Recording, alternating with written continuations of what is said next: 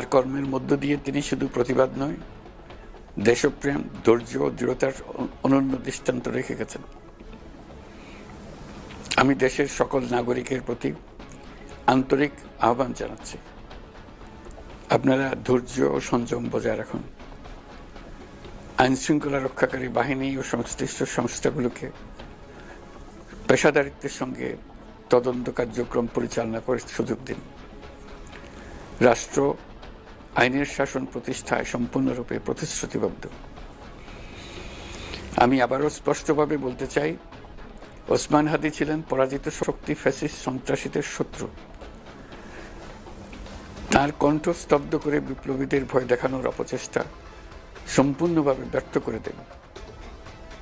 ভয়, সন্ত্রাস কিংবা রক্তপাতের মাধ্যমে এদেশের গণতান্ত্রিক অগ্রযাত্রা কেউ থামাতে পারবে না। আমরা এখন গণতান্ত্রিক উত্তরণের চূড়ান্ত পর্যায়ে উপনীত হয়েছে। শহীদ হাদী ছিলেন এই প্রক্রিয়ার অবিচ্ছেদ্য অংশ। তার একান্ত ইচ্ছা ছিল আসন্ন নির্বাচনে প্রতিদ্বন্দ্বিতা করে নতুন বাংলাদেশ বিনির্মাণের পরবর্তী ধাপে সক্রিয় ভূমিকা রাখা। অত্যন্ত দুঃখের বিষয়, তার এই মহতী ইচ্ছা অপূর্ণ রয়ে গেল।